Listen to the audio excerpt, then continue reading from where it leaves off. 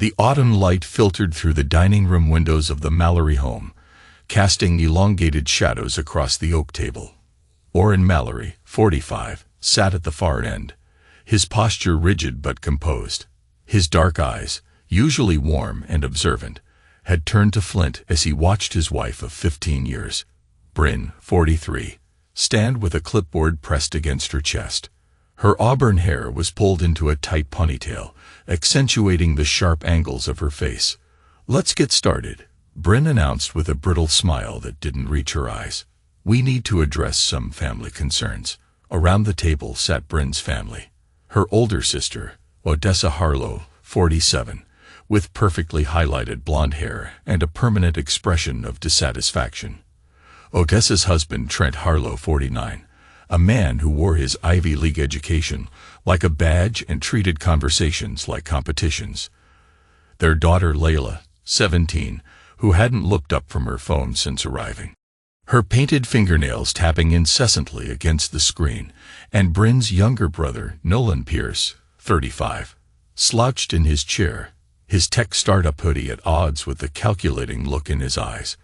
9-year-old Ellis Mallory, Orrin and Bryn's son, sat beside his father, his small hands fidgeting with a wooden puzzle Orrin had carved for him last Christmas. "I've been speaking with everyone," Bryn continued, her voice taking on the same tone she used for her nonprofit fundraising pitches, "and we believe it's time to address the discomfort you create at family gatherings, Orrin." Orrin's eyebrow raised slightly, the only indication he'd heard her. "You don't participate. You don't engage. You sit there judging us all," Odessa interjected, her words dripping with rehearsed concern. "The kid needs better influences," Nolan added, gesturing vaguely toward Ellis without looking at him. Trent cleared his throat authoritatively. "As the most experienced parent here, you have one child," Orrin spoke for the first time, his voice low and even. "I think we need to consider what's best for the extended family unit." Trent continued as if Orrin hadn't spoken. Layla glanced up briefly. "It's just super awkward when you're around, Uncle Orrin. Like nobody can be themselves." Bryn nodded sympathetically at her niece before turning back to the table. "I've prepared a simple resolution. All those in favor of Orrin being excluded from future family gatherings until he demonstrates more appropriate social integration, raise your hand." 5 hands shot up immediately, Bryn's among them. "Mom," Ellis's voice trembled, his eyes wide with confusion. "What are you doing?" "It's for the best, sweetie," Bryn replied without looking at her son. Ellis turned to his father, tears welling in his eyes. "Dad, why are they doing this?" Orrin's face softened as he looked at his son. He reached over, his calloused hand gently covering Ellis's smaller one. "Because they don't understand the difference between quiet and weak." He stood slowly, his chair scraping against the hardwood floor. "Take your puzzle, buddy. We're going to get some ice cream. You can't just leave." Bryn snapped. Orrin smiled, not the warm smile he reserved for Ellis, but something colder. "Actually, I can. You just voted me out, remember? Ellis, grab your jacket." As they walked toward the door, Orrin paused, turning back to the table. "You know, I've been taking notes for years. Every loan, every favor, every manipulation. I just never thought you'd make it this easy to use them." The door closed behind them with a soft click that somehow felt more final than a slam ever could. 6 months earlier, Orrin stood in his home office, meticulously updating the ledger he'd maintained for nearly a decade. The room was a testament to his methodical nature, bookshelves organized by subject and author, a whiteboard with neatly written logistics formulas, and walls adorned with maps marking shipping routes from his business. A knock at the door interrupted his concentration. "The caterers need another $2,000 for Layla's birthday party," Bryn announced without preamble, leaning against the doorframe. Orrin set down his pen. "We already paid them $5,000.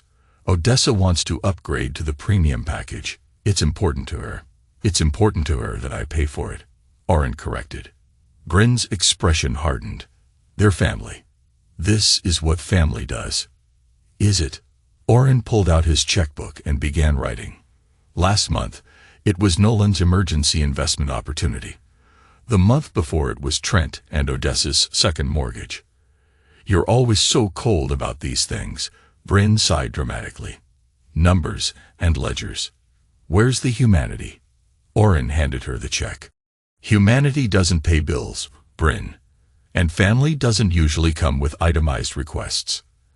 As she took the check, her fingers lingered against his, not affectionately, but assessingly. You've changed. No, Oren replied, turning back to his ledger. I've just stopped pretending.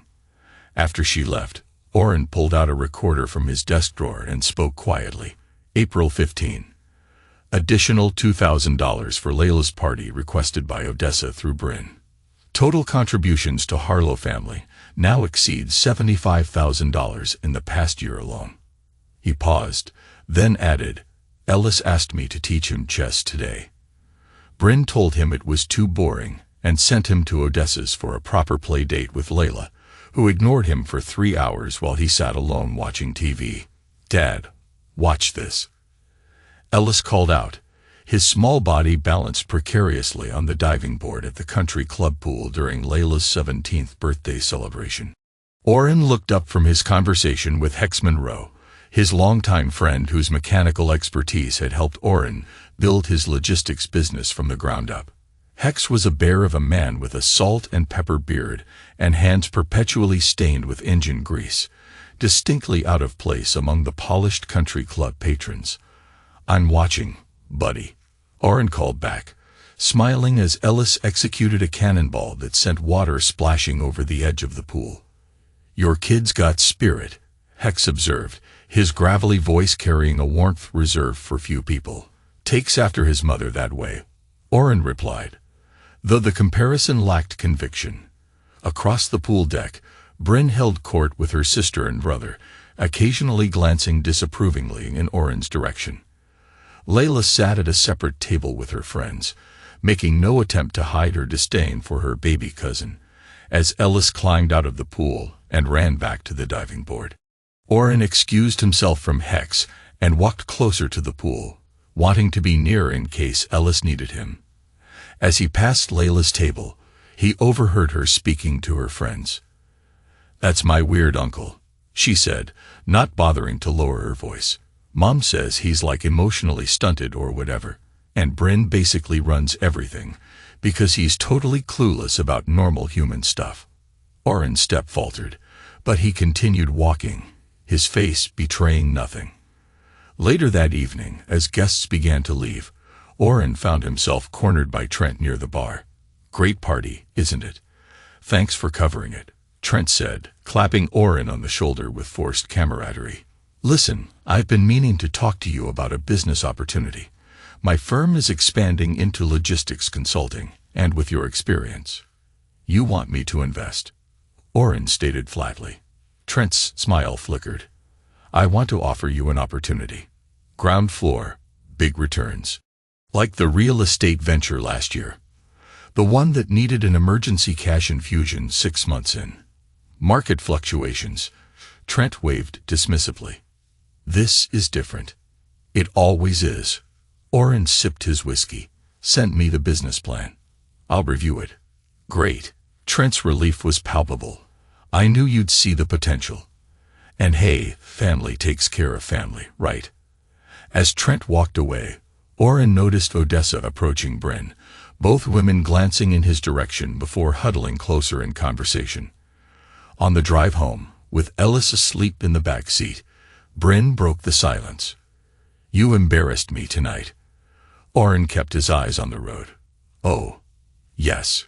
Bringing Hex to a country club event, standing there scowling the entire time, making that scene about Ellis on the diving board, when Odessa was trying to introduce me to the chairwoman of the Willamette Valley Arts Council.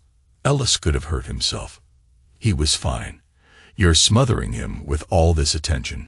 He needs to learn independence. He's 9. And that's another thing. Bryn continued as if he hadn't spoken. You never raise your voice, even when you're angry. It's unnatural. It makes everyone uncomfortable.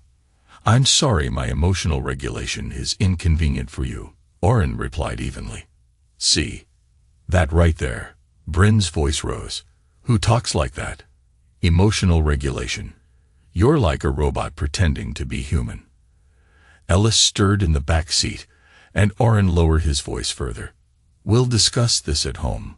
Once Ellis was tucked into bed, Bryn resumed her attack in the kitchen, her voice rising with each accusation. You don't care about my family. You don't care about my career. All you care about are your precious systems and your little pet project son. Don't bring Ellis into this, Oren warned, a rare edge entering his voice. Why not? You've turned him into a mini you already, quiet and judging and... Enough. Oren's voice didn't rise, but something in his tone made Bryn stop mid-sentence. I've supported your family financially for 15 years. I've never questioned your career choices. I've attended every function, made every donation, signed every check. He stepped closer. But Ellis is off limits. He is not a project. He is my son. Our son. Bryn corrected automatically. Is he? Oren asked quietly. When was the last time you helped with his homework? Attended one of his science club meetings. Asked him about the book he's reading. I'm busy. I have responsibilities. So do I. And right now, my responsibility is to protect my son from becoming collateral damage in whatever game you and your family are playing. Bryn's eyes narrowed. What is that supposed to mean?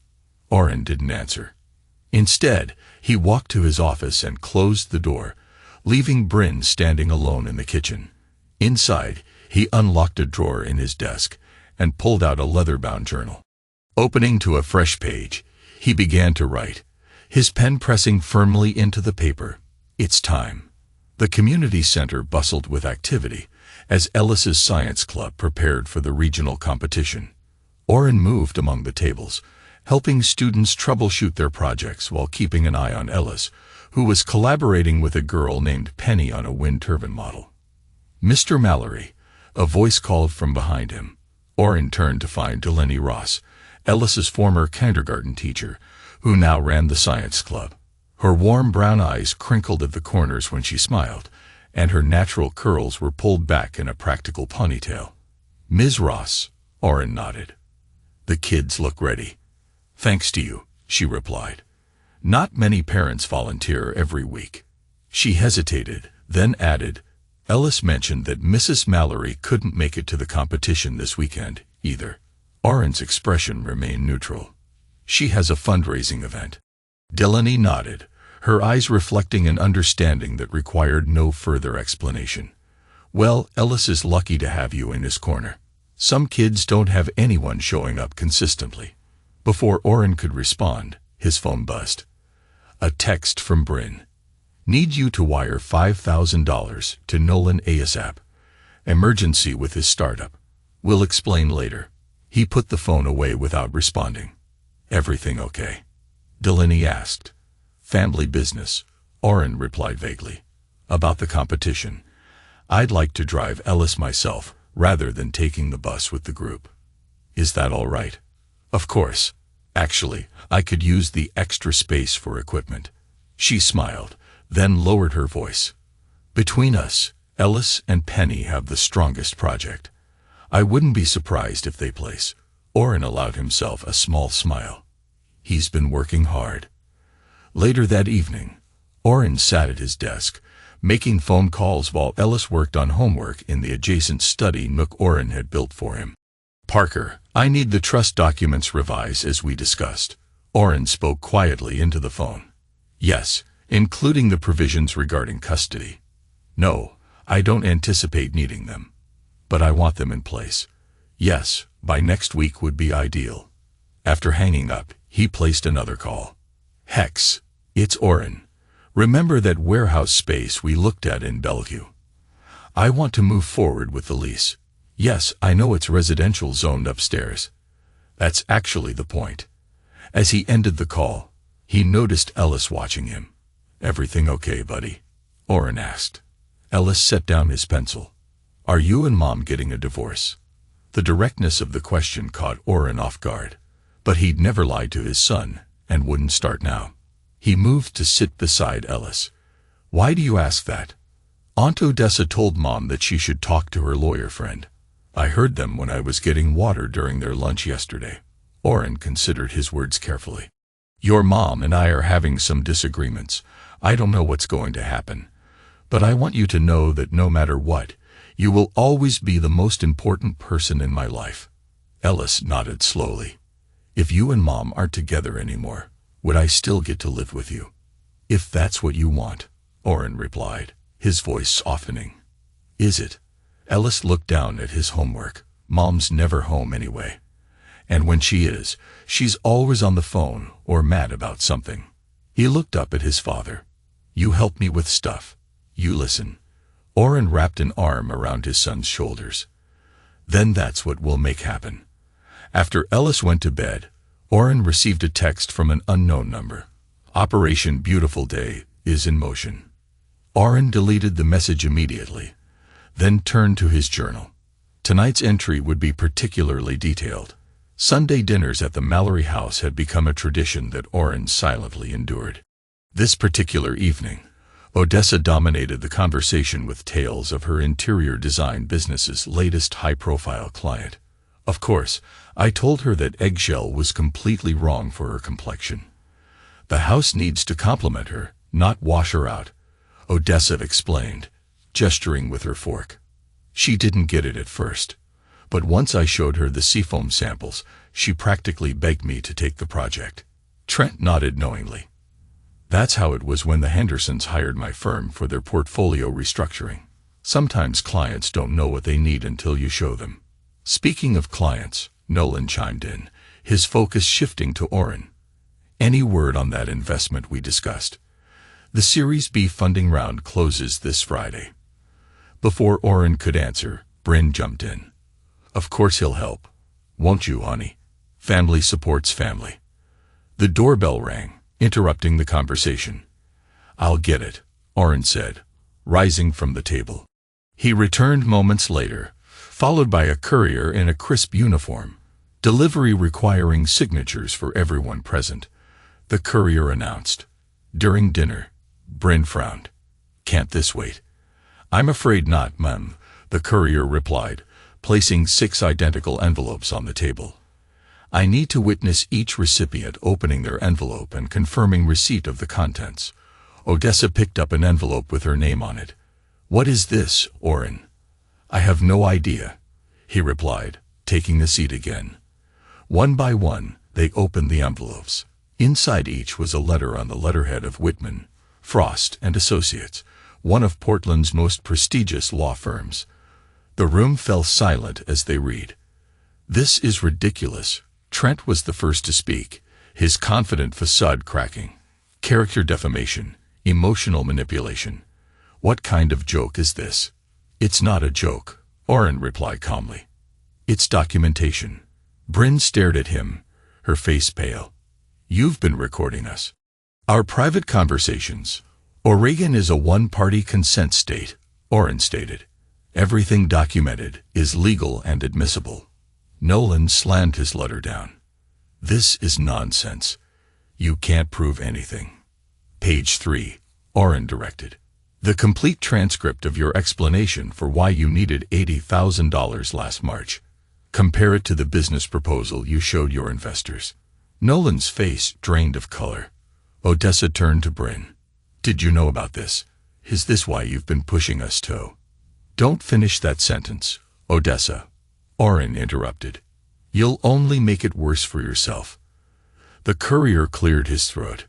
"If everyone has confirmed receipt, I'll need signatures on this form." After the courier left, the dining room erupted. "You manipulative," Trent began. "Careful," Orrin cautioned. "Remember the letter. Every word spoken in this house is potentially being recorded." Ellis looked between the adults, confusion and fear on his face. Orrin turned to him gently. "Ellis, why don't you go up to your room and work on your model? I'll be up to help in a bit." After Ellis left, Bryn turned on Orrin. "How dare you do this in front of our son?" "Our son?" Orrin raised an eyebrow. The one you volunteered to send to summer camp, so he wouldn't interfere with your sister's pool renovation plans. The one whose competition you missed to attend Layla's shopping trip. That's not fair. No, it isn't, Oren agreed. And neither is what you've been doing to him, or to me. He stood up. I think dinner is over. You all have copies of the documentation. The choice of what happens next is yours. As the others gathered their things in stunned silence, Layla approached Oren. My mom said you'd pull something like this, she said, trying to sound defiant despite her shaking voice. She said you're calculating and cold. Oren looked at her directly. Your mother also said the money she borrowed from me last year was for your college fund. Would you like to know where it actually went? Layla hesitated, then turned away. After everyone left, Bryn confronted Oren in the kitchen. What do you want? Money? The house? Is this some kind of sick negotiation tactic? I want what I've always wanted, Oren replied. A family that treats each other with respect and honesty. Since that's clearly not possible, I'll settle for protecting myself and Ellis from further exploitation. You can't take my son from me. I don't want to, Oren said truthfully, but I will if I have to. Bryn's expression darkened. You just declared war on the wrong family, Oren. You may have your little files and recordings, but we have connections, people who matter in this town. I know, Oren nodded. That's why I've spent the last year making my own. Bryn sat across from her attorney, Vance Caldwell, in his downtown Portland office, rain pelting the windows, matching her stormy expression. He can't possibly have documentation for all of this, Bryn insisted, pushing the letter across the desk. Vance, a rail-thin man with perpetually tired eyes, scanned the document again. Mrs. Mallory, I have to ask, are these allegations accurate? That's not the point, Bryn snapped. The point is he's threatening my family. He's trying to take my son. The point, Vance countered carefully, is whether he can prove what he claims. Because if he can... He trailed off, adjusting his glasses. If he can, what? Bryn demanded. If he can, you have a serious problem. Vance pulled out a folder. I've reviewed your prenuptial agreement. That old thing. I signed it 15 years ago, when we had nothing. You signed it, Vance emphasized, and it's exceptionally thorough. There's a clause specifically addressing emotional sabotage and family interference that gives Mr. Mallory grounds to invalidate the community property provisions. Bryn's confidence faltered. What does that mean in English? It means he keeps everything that's in his name. And based on the financial records you provided. Vance shuffled through some papers. The house is in his name. The vehicles are leased through his company. Your joint accounts are actually custodial accounts with him as the primary holder. That can't be right. I sign checks from our joint account all the time. You have signatory privileges, not ownership. Vance removed his glasses. Mrs. Mallory, did you read any of the financial documents you've been signing for the past 15 years? Bryn's silence was answer enough. There's more, Vance continued reluctantly. The trust he established for Ellis designates him as sole trustee. Your access is contingent on maintaining residency with the child, which would end with a divorce. So I get nothing. Bryn's voice rose incredulously. After 15 years of marriage, you get what the prenup stipulates, a lump sum of $100,000 adjusted for inflation. Unless you can prove he violated the terms first. Vance leaned forward. Did he ever mistreat you or Ellis? Abandoned his financial responsibilities? Having an affair? Bryn thought hard, then slumped in her chair. No, he's been frustratingly perfect on paper. Then we need to consider a settlement approach, Vance advised before this escalates further across town. Oren met with Paris Whitman, the steel-spine founding partner of Whitman, Frost and Associates. Her office offered a panoramic view of Mount Hood, though neither of them paid it any attention. Your documentation is impeccable, Paris noted, reviewing the files on her tablet. Audio recordings, financial records, witness statements. Most clients bring me emotions. You've brought me evidence. I'd had time to prepare, Oren replied. So I see. Paris set down her tablet. The letters have been delivered. What's your desired outcome here, Mr. Mallory? I want full custody of my son with supervised visitation for my wife until she demonstrates stability. I want my financial obligations to her family terminated without legal recourse. And I want a clean break. No prolonged court battle. No media attention. Paris nodded. Ambitious, but not impossible, given what you've provided. She studied him. May I ask why you waited so long to act? Some of these records go back nearly a decade. Oren's expression remained impassive, but something flickered in his eyes. I thought things might change, that they might see Ellis as something more than a pawn or a burden. That Bryn might remember why we married in the first place. And when did you realize that wouldn't happen? When they held a vote to excommunicate me from my own family, Oren replied without emotion. In front of my son, Paris made a note. You understand this won't be easy. Your wife's family has social connections throughout Portland. Odessa Harlow chairs 2 prominent charity boards. Trent Harlow golfs with Judge Werner. Your brother-in-law's tech company sponsors half the cultural events in the city. I'm counting on those connections, Oren said. People with influence have more to lose when their reputations are threatened. And you're prepared for the personal cost. This type of case gets ugly. Oren nodded once. I've been paying personal costs for 15 years, Ms. Whitman. At least now it will be towards something that matters. The Bell Tower Cafe sat on the edge of downtown, far enough from the legal district to avoid running into anyone from Bryn's social circle. Oren arrived early, securing a corner table with a view of the entrance. He ordered black coffee and waited. Delaney Ross arrived precisely on time, her teacher's punctuality evident as she checked her watch before entering. She spotted Oren and made her way to the table. Thanks for meeting me. Oren greeted her, standing briefly as she took her seat. Your message sounded important, Delaney replied, setting down her weathered leather satchel. Is Ellis okay? For now, Oren said. But that's actually why I wanted to talk to you. Over the next hour, Oren outlined the situation with Bryn and her family, careful to stick to verifiable facts rather than emotional interpretations. Delaney listened intently, occasionally asking clarifying questions, but otherwise allowing him to speak uninterrupted. That's a lot to process, she finally said when he finished. I always sensed there was tension, but I had no idea it had gone this far. Few people do or acknowledge. I've kept it contained, hoping things would improve. Delaney stirred her tea thoughtfully. Why are you telling me all this now? Because I'm filing for divorce and custody, Oren stated plainly. And I need character witnesses who have observed my relationship with Ellis over time. People who can speak to his well-being and our bond. And you think I make a good witness? You've been his teacher.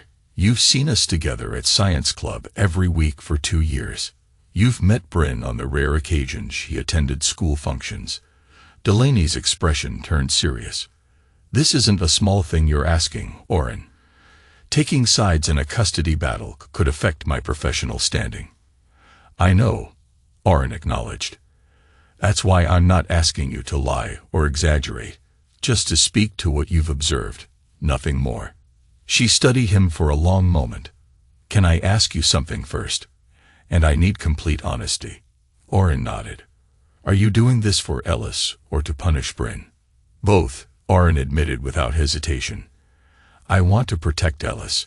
And yes, I want Bryn and her family to face consequences for their actions. I won't pretend this isn't partly about justice as I see it. Delaney seemed surprised by his candor. Most people would claim pure motives. I'm not most people, Oren replied. And you wouldn't have believed me anyway. A small smile tugged at her lips. No, I wouldn't have. She took a deep breath. I'll testify about what I've observed. For Ellis's sake, that boy deserves stability and support. Thank you, Oren said simply. But Delaney added firmly, I want your word that you won't use me or my testimony vindictively. I'm doing this for Ellis, not to help you destroy your wife. You have my word, Oren agreed. Destruction isn't my goal. Protection is. Later that day, Oren pulled his truck into Hex's auto shop on the industrial side. The cavernous space smelled of motor oil and metal, a scent Oren had always found oddly comforting. He found Hex beneath a vintage Mustang, only his legs visible. Package arrived, Oren announced. Hex slid out from under the car, wiping his hands on a rag. The warehouse keys, Oren tossed him a small envelope, and the zoning approval for mixed use. You can start the renovations whenever you're ready. Hex pocketed the envelope without opening it. You sure about this timeline? Moving fast, even for you, I'm sure, Oren confirmed. Things are accelerating at home. Hex nodded, his expression serious beneath his wild beard. Heard from Bryn since the letters went out. Not directly. Her lawyer called mine. They're evaluating options. Hex gave a humorless laugh. Rich people talk for how do we make this go away? Exactly, Oren agreed. But it's not going away. Not this time. Good, Hex tossed the rag aside and crossed his massive arms. Never liked how they treated you. Like some ATM with legs. He hesitated, then added, what about the kid? Ellis is my priority, Oren said firmly. Everything else is negotiable. Hex studied his friend for a moment. You know, most men would have cracked years ago. Gotten drunk, gotten violent, gotten stupid. You just got strategic. Oren shrugged slightly. Learned early that emotions make poor advisors. Your foster homes? Hex asked, referencing the rare occasions Oren had mentioned his childhood. 7 homes in 12 years teaches you to think ahead, Oren confirmed, to plan exit strategies. Well, I'm in, Hex declared, extending his hand. Whatever you need. Oren shook the offered hand. I appreciate that. And Oren, Hex added as his friend turned to leave, remember what we talked about. Strategy is good, but that boy needs his father's heart, not just his brain. Oren paused, then nodded once before walking out into the fading daylight. Across town, Bryn sat in Odessa's meticulously decorated living room surrounded by her family. The atmosphere was tense, each of them still reeling from the letters they'd received. He's bluffing, Nolan insisted, pacing across the Italian marble floor. He doesn't have actual recordings. It's a scare tactic. Then why did you look ready to faint when he mentioned your investor pitch? Layla asked, looking up from her phone for once, clearly unsettled by the family crisis. Stay out of this, Odessa snapped at her daughter. This is adult business. The business of how you all got caught using Uncle Oren as a personal bank. Layla shot back. Yeah, super adult. Layla, Trent warned, but there was more fear than authority in his voice. Bryn massaged her temples. My lawyer says Oren's been planning this for years. The prenup, the house title, the accounts, everything's in his name. How did you let that happen? Odessa demanded. You're supposed to be the smart one. Me. Bryn's voice rose. This started because you couldn't stop borrowing money from him. Just ask Oren. Oren won't mind. It's what family does. Every time you needed something.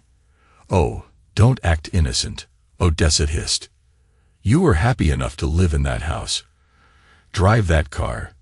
Take those vacations all on his dime while you played philanthropist with other people's money. Stop it, all of you. Trent interrupted. Fighting each other is exactly what he wants. We need to present a united front. United against what? Nolan asked. Have you seen the documentation he has? He's got emails where we literally discuss how to manipulate him. Those were private conversations, Odessa insisted. That we had on accounts he apparently paid for, Nolan countered. Do you know what will happen to my company if these recordings go public? I'll lose every investor overnight. Bryn stood up suddenly. I need to talk to Ellis. Is that wise? Trent asked cautiously, given the custody situation. He's my son, Bryn snapped. And he's my best chance of getting through to Oren. Using the kid as leverage. Nolan raised an eyebrow. That's pretty much what got us into this mess. Brain grabbed her purse. I'm not using him. I'm fighting for him. There's a difference. As she walked toward the door, Odessa called after her. Bryn, be careful. If Oren really has been recording everything. Brain paused, her hand on the doorknob. Then I'd better make sure my next words are worth hearing, hadn't I? Layla Harlow had grown up surrounded by adults who maintained carefully curated public images. She'd watched her mother transform from exhausted and irritable at home to charming and poised at social functions. She'd seen her father switch from dismissive to attentive, depending on a client's net worth. She'd observed her Aunt Bryn practice donor pitches in the mirror. So when a letter arrived detailing her family's manipulations, Layla felt an unexpected emotion. Validation. Someone else finally saw what she'd been seeing for years. In her bedroom, Layla reread the section of the letter that pertained specifically to her. Recordings document discussions between Odessa Harlow and Bryn Mallory regarding the use of Layla Harlow to facilitate financial requests, including but not limited to college fund contributions, $45,000, European study tour expenses, $22,000, and automobile purchase, $35,000, none of which were allocated to their stated purposes. With trembling hands, Layla opened TikTok and began recording. So my uncle just sent everyone in my family these crazy detailed letters showing how we've all been scamming him for years. She began, holding up the first page with the law firm's letterhead visible. And get this, the money my parents said was for my college. They spent it on renovating their bathroom. I literally have the receipts right here. The video cut off automatically at 3 minutes, but by then, Layla had shown enough of the letter, including names, amounts, and accusations, to ensure it wouldn't stay private for long. She hit post without hesitation. 24 hours later, the video had accumulated over 500,000 views and had been shared across multiple platforms. Local news outlets had picked up the story, focusing particularly on Trent Harlow, whose financial advisory firm catered to Portland's elite, and Odessa, who sat on several prominent charity boards. Oren learned about the viral video not from social media, but from Paris Whitman, who called him directly. Your niece has complicated things, Paris informed him without preamble. Oren, who was helping Ellis with homework at the kitchen table, stepped into his office to take the call. What's happened? Paris explained the situation. This changes our timeline. The Harlow's attorney has already reached out about a cease and desist against Layla. But the damage is done. The court of public opinion is now in session. I didn't orchestrate this, Oren stated. I believe you, Paris replied, but it affects our strategy. Judge Werner has recused himself from potentially hearing your case. Apparently, he's distancing himself from Trent Harlow as quickly as possible. That's good for us. However, Bryn's lawyer is likely to claim this public exposure is part of your campaign against her, which could generate sympathy. Understood, Oren said. What's our next move? Stay completely silent, Paris advised. No comments to media. No social media posts. Nothing. Let the Harlows thrash around in public while you maintain dignity. Focus on Ellis. Make sure he's shielded from as much of this as possible. After ending the call, Oren returned to the kitchen where Ellis was still working on his math problems. Everything okay, Dad? Ellis asked, looking up from his worksheet. Oren sat down beside him. Things might get a little complicated in the next few days. People might say things about our family. Ellis nodded solemnly. Like when Aunt Odessa told everyone at school, Mom was having a hard time because you were difficult. Oren kept his expression neutral despite his surprise. When did that happen? At the school auction last month, Ellis said matter-of-factly. She told Mrs. Brennan that Mom deserved a medal for putting up with you. I see, Oren said carefully. And how did that make you feel? Ellis considered the question with the seriousness only a 9-year-old could muster. Mad, because you're not difficult. You're just quiet. He looked up at his father. Mom's the one who yells and slams doors and says mean things about everyone when they can't hear. Orrin placed a hand on his son's shoulder. Ellis, I want you to know that whatever happens between your mom and me, it's not because of anything you did. I know, Ellis replied with unexpected certainty. Ms. Ross says adults make their own choices and kids aren't responsible for fixing them. Ms. Ross is very wise, Orrin said, making a mental note to thank Delaney for her insight. Later that evening, after Ellis was in bed, Orrin's doorbell rang. He opened it to find Bryn standing on the porch, her eyes red-rimmed and her normally perfect appearance disheveled. Have you seen the news? She demanded, pushing past him into the foyer. I don't watch the news, Orrin replied calmly, closing the door. Well, you should. Trent's biggest clients are pulling their accounts. Odessa has been asked to step down from the Children's Hospital Board. Nolan's company stock dropped 30%. Her voice rose with each statement. Lower your voice, Orrin warned quietly. Ellis is sleeping.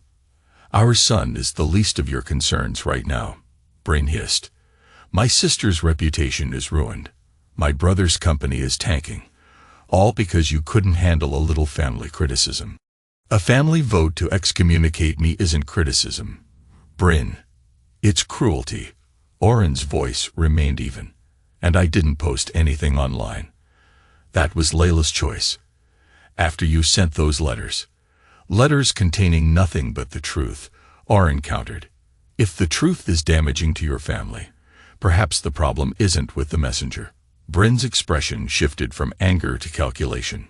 What do you want, Orrin? Money. The house. Name your price to make this go away.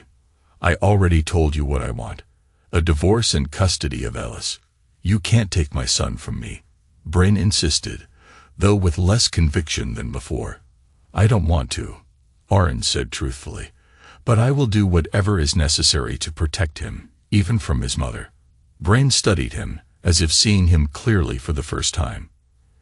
You know, I used to think you were just socially awkward, that you didn't understand how people work, but that's not it at all, is it? You understand perfectly. You just don't care. I care deeply, Orrin corrected her, just not about the things you value. A tense silence stretched between them before Bryn finally spoke again. My lawyer says I should offer joint custody. 50-50. My lawyer advises against that. Because of your recordings? Bryn challenged. You think a judge will give you full custody because I missed some science fairs and borrowed money from you? No, Orrin said. Because of what you and Odessa plan to do with Ellis if I filed for divorce. Bryn's face paled. What are you talking about? Orrin walked to his desk and returned with a printed email. This message from Odessa to you, dated 3 months ago. If Orrin ever grows a spine and files, we'll need to make sure Ellis stays with you. Trent says the best strategy is to claim emotional neglect. Kids his age are easy to coach. We just need to plant the right stories. Bryn snatched the paper, her hand shaking. Where did you get this? You left your iPad signed into your email when you went to Aspen with Odessa last winter, Orrin stated. I've had access to your accounts ever since. That's invasion of privacy. Yes, Orrin agreed simply. It is. Bryn crumpled the paper in her fist. So what happens now? Now you leave, Orrin said. Tomorrow my lawyer will contact yours with terms for settlement. I suggest you take it. Or what? Bryn challenged, though her voice lacked conviction. Or we go to court and everything. Every email, every recording, every financial transaction becomes public record. Orrin opened the front door. Your choice. After Bryn left, Orrin checked on Ellis, who was sleeping peacefully despite the confrontation downstairs. He gently adjusted the blanket over his son's shoulders, then returned to his office. He sat at his desk for a long time, staring at the photograph of Bryn, Ellis, and himself taken on Ellis's 5th birthday. They looked like a perfect family then. Perhaps they never were. Orrin opened his journal and began to write. The Multnomah County Courthouse loomed before Orrin as he ascended the steps, Paris Whitman at his side. Despite the early hour, a small cluster of reporters had gathered, alerted to the high-profile divorce case involving the sister of notorious financial advisor Trent Harlow. "Remember, no comments," Paris reminded him unnecessarily. "Judge Martinez runs a tight courtroom. Stick to facts. Remain calm regardless of provocations." Oren nodded, adjusting his tie. The charcoal suit he wore was one of his few concessions to appearance. Ellis had helped him pick it out the previous weekend, insisting his father needed to look like a superhero for court. Inside, the courtroom was already populated with legal teams. Bryn sat beside her attorney, Vance Caldwell, looking composed in a conservative navy dress that Oren recognized as her serious donor meeting outfit. Behind her sat Odessa and Nolan, though Trent was notably absent, likely dealing with the professional fallout from Layla's viral video. As Oren took his seat, he noticed Delaney Ross entering quietly, taking a place in the back row. Their eyes met briefly, and she offered a small, encouraging nod. "All rise," the bailiff announced, as Judge Elena Martinez entered. In her mid-50s, with silver-streaked black hair and penetrating eyes, she had a reputation for efficiency and intolerance for theatrics. "Mallory versus Mallory," she stated, reviewing the file before her. "Dissolution of marriage and custody determination. I've reviewed the submissions from both parties, including the rather extensive documentation provided by the petitioner." She looked up sharply. "I'm going to be clear from the outset. I have no patience for public spectacle in my courtroom. These proceedings will focus solely on the legal matters at hand, not social media drama or family vendettas." "Is that understood?" Both legal teams nodded their agreement. The next 3 hours proceeded with methodical precision as financial records were presented, timelines established, and preliminary witness statements entered into the record. Oren testified briefly about his relationship with Ellis, outlining his consistent involvement in his son's life, educational development, and emotional well-being. When Bryn took the stand, her testimony took an unexpected turn. "Mrs. Mallory," her attorney began, "would you describe your husband's parenting style?" Bryn glanced at Oren before answering. "Oren is very structured. He believes in routines, consequences, educational enrichment. He's not spontaneous or particularly affectionate. But," she paused, seeming to struggle with her next words, "but he's consistent. Ellis always knows what to expect from him." "And your own approach to parenting?" "I'm more flexible," Bryn replied. "I believe children should experience different environments, different perspectives. My work in philanthropy has exposed Ellis to important social causes. Have you ever been concerned about your husband's emotional connection to your son?" Bryn hesitated, and Oren tensed imperceptibly, waiting for the attack he'd anticipated. "No," Bryn finally said, surprising everyone in the courtroom. "Whatever our differences, Oren loves Ellis. That's never been in question." Vance looked startled by his client's deviation from their prepared testimony, but recovered quickly. "Mrs. Mallory, given the current situation, what custody arrangement do you believe would serve Ellis's best interests?" Again, Bryn hesitated. She looked directly at Oren for the first time. "I believe Ellis should live primarily with his father." A murmur ran through the courtroom. Judge Martinez banged her gavel once. "Mrs. Mallory," the judge addressed her directly, "are you stating for the record that you support the petitioner's request for primary physical custody?" "Yes, Your Honor," Bryn confirmed, her voice steady despite the tears forming in her eyes. "With liberal visitation rights for me, of course. But Oren provides the stability Ellis needs right now." During the recess that followed, Paris pulled Oren aside in the hallway. "Did you know she would concede custody?" she asked incredulously. "No," Oren admitted, genuinely surprised. "I expected a fight." "This changes things considerably," Paris noted. "With custody essentially uncontested, we can—" "Mr. Mallory," Delaney approached them hesitantly. "I'm sorry to interrupt. I just wanted to say that Ellis asked me to give you this." She handed Oren a folded piece of paper. "He made it during science club yesterday." Orrin unfolded the paper to find a crayon drawing of himself and Ellis standing before what appeared to be a new house, with the words, "Me and Dad's Adventure," written across the top in childish script. "He's been talking about your plans to move," Delaney explained with a small smile. "He calls it your adventure together. I thought you might want to have this today." "Thank you," Orrin said simply, carefully refolding the drawing and placing it in his inside pocket, close to his heart. When proceedings resumed, Judge Martinez moved directly to her ruling, citing the unusual circumstance of an uncontested custody request. "Based on the evidence presented in the agreement of both parties, I am granting primary physical custody of Ellis Mallory to his father, Orrin Mallory, with standard visitation rights to Bryn Mallory." She fixed Bryn with a stern look. "Mrs. Mallory, while I commend your apparent prioritization of your son's well-being in this matter, I must note that the documentation submitted to this court regarding your past behavior toward Mr. Mallory is troubling. Your visitation rights will be reviewed after 6 months to ensure compliance with the court's orders." By late afternoon, the proceedings were complete. The divorce was granted, the financial separation largely following the terms of the prenuptial agreement, with a few adjustments negotiated by the attorneys. As they exited the courthouse, Orrin was surprised to find Bryn waiting near the bottom of the steps, away from the remaining reporters. "Can we talk?" she asked quietly when he approached.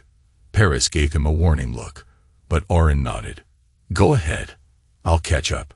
Once they were alone, Bryn spoke first. "I know you're surprised I didn't fight the custody arrangement." "I am," Orrin acknowledged. "I read all the documentation you had," she explained, "not just the letters you sent, but the complete files your lawyers submitted to the court." She met his eyes directly. "I didn't realize how much I'd let my family influence me. How I'd started seeing Ellis as an obligation rather than my son." Her voice cracked slightly. "When I read the transcript of him telling you he feels invisible when I'm around, that broke something in me, Orrin." Orrin remained silent, allowing her to continue. "I'm not going to pretend this makes everything okay between us," Bryn continued. "You methodically dismantled my life, my family's security. Part of me hates you for that." "I understand," Orrin said simply. "But you were right about one thing," she admitted. "Ellis deserves better than what I've been giving him. So I'm going to work on that. I'm going to earn my way back in his life, the right way." Orrin studied her for a moment. "I won't prevent you from seeing him. Whatever happened between us, he loves you." "I know," Bryn nodded. "And I'm going to make sure he knows I love him too. Not as an extension of myself or my family, but as himself." She took a deep breath. "I also wanted you to know that I'm breaking ties with Odessa and Trent. What they tried to do with Ellis, I can't forgive that." "That's your decision," Orrin replied, neither encouraging nor discouraging her. "Well," Bryn exhaled heavily. "I guess this is it then." As she turned to leave, Orrin spoke. "Bryn." She paused, looking back. "For what it's worth, I'm sorry it came to this. There was a time when I believed in us." A sad smile touched her lips. "So did I take care of our son, Orrin. Always," he promised. 2 weeks after the divorce was finalized, Orrin stood in the empty living room of their former home, overseeing the last of the movers as they carried out carefully labeled boxes. The house that had been the setting for 15 years of memories, both good and painful, now echoed with emptiness. Ellis darted between rooms, his footsteps creating hollow sounds against the bare floors. "Dad, I found this behind my bookshelf." He held up a small toy car, dusty with age. "Can I take it to the new house?" "Of course," Orrin replied, kneeling to examine the treasure. "That was your first Hot Wheels. You were 3. Ellis beamed, pocketing the car. "Is Hex meeting us there?" "He's already there setting up your bedroom furniture." Orrin checked his watch. "And Ms. Ross is bringing pizza for dinner around 6. "Awesome," Ellis exclaimed, then paused, his expression turning serious. "Is Mom coming to see the new house too?" Orrin chose his words carefully. "Not today, but she'll visit next weekend," like we discussed. Ellis nodded, processing this information. She called me yesterday. She said she's taking a class on being a better listener. That's good, Oren said neutrally, though he was privately surprised and cautiously hopeful about Bryn's apparent effort. Mr. Mallory, the lead mover, approached. That's the last of it. Need us to meet you at the new place? No, we'll handle it from here, Oren replied, handing the man an envelope. Thank you for your thoroughness. After the movers left, Oren and Ellis stood in the empty foyer, their voices creating small echoes in the barren space. Ready for our adventure? Oren asked, extending his hand. Ellis took it without hesitation. Ready. The new house wasn't actually new at all. It was a renovated warehouse in Bellevue, a small community 20 minutes outside Portland. The bottom floor housed a logistics school Oren had begun developing months earlier, while the top floor had been converted into a spacious apartment with large windows overlooking the Willamette River. When they arrived, Hex was directing two of his nephews as they assembled Ellis's bed frame. The burly mechanic greeted them with a hearty wave. Places coming together. Kitchens all hooked up, living room set, just finishing the bedrooms. Ellis immediately ran to explore his new space, exclaiming over the built-in bookshelves and the desk position to capture the afternoon light. You did all this while planning the divorce? Hex asked quietly, standing beside Oren in the doorway. Had to have something to look forward to, Oren replied. Somewhere we could start fresh. Hex nodded approvingly.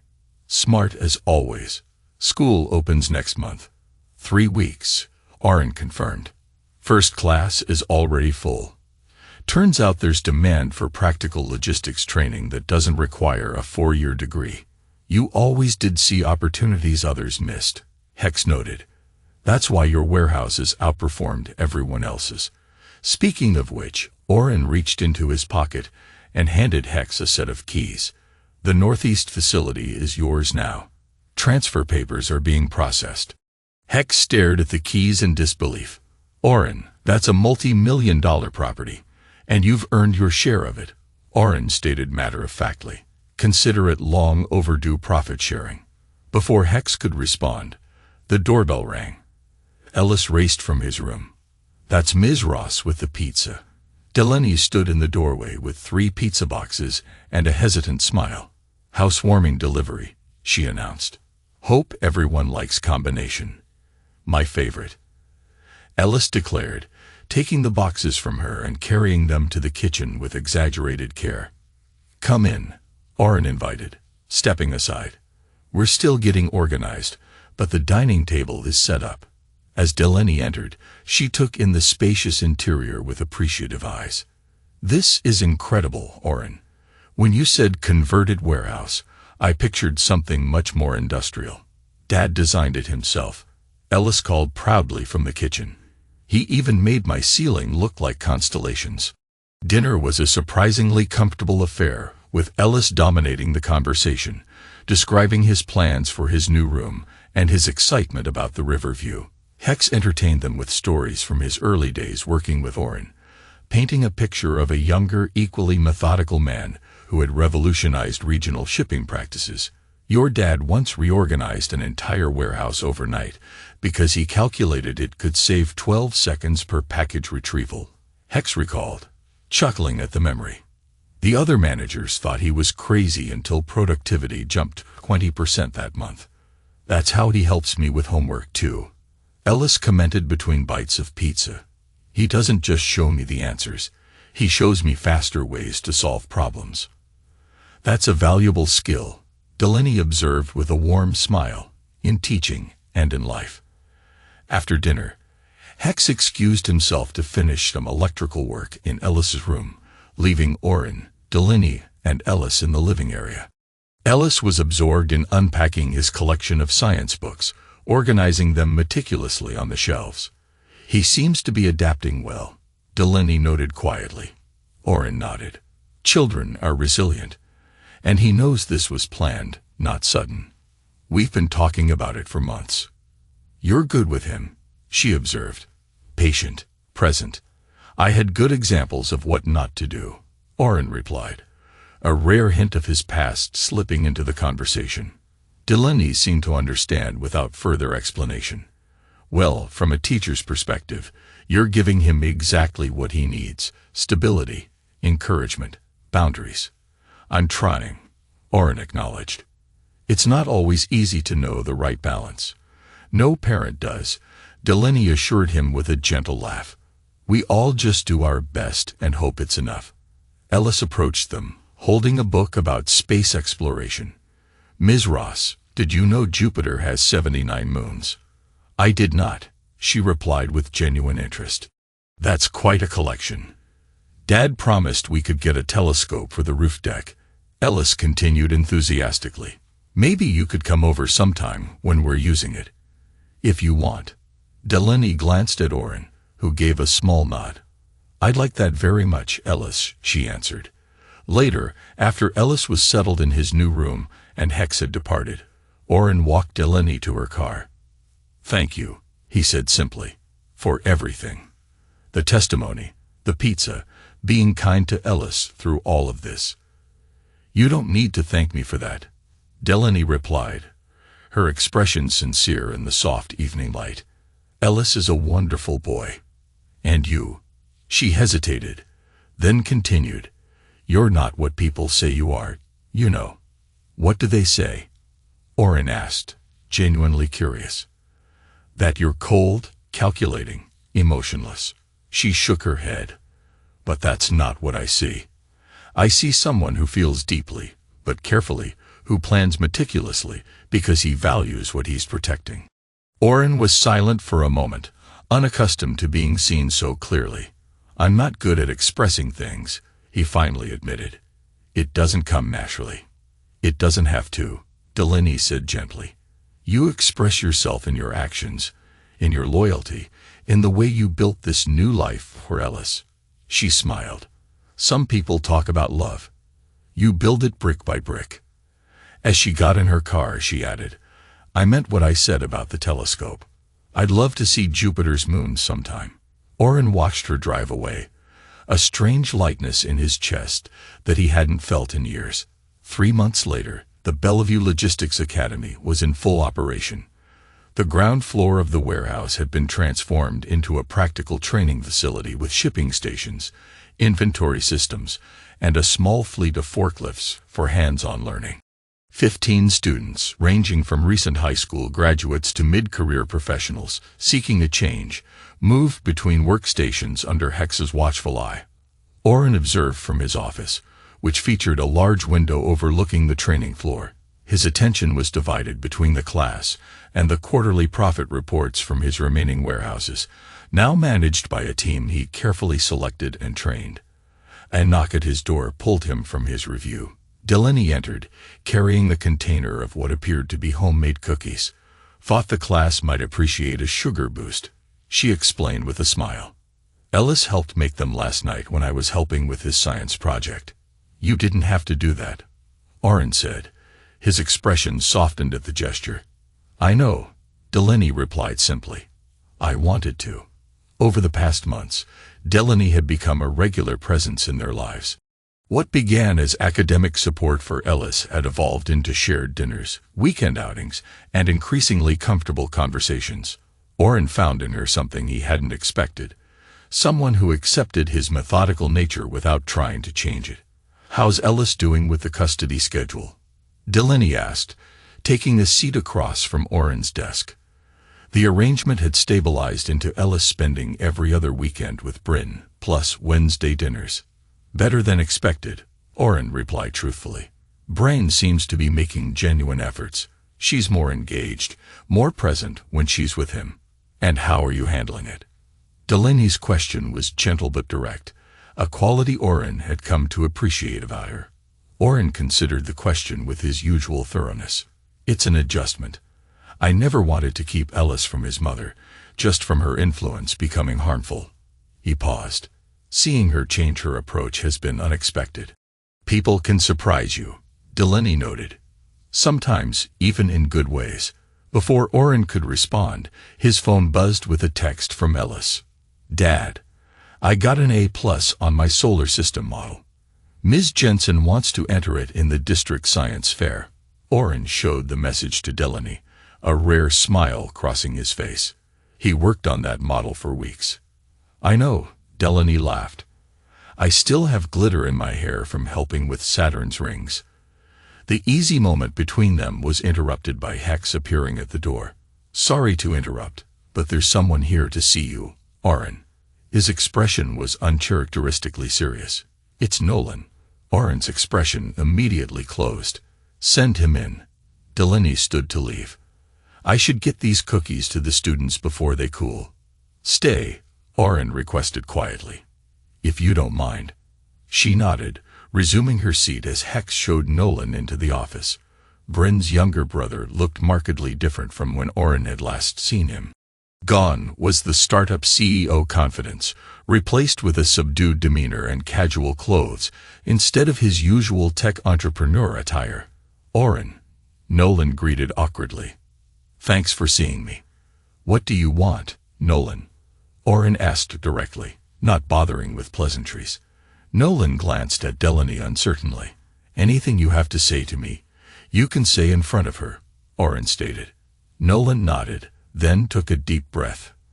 I sold the company, or what was left of it after everything imploded.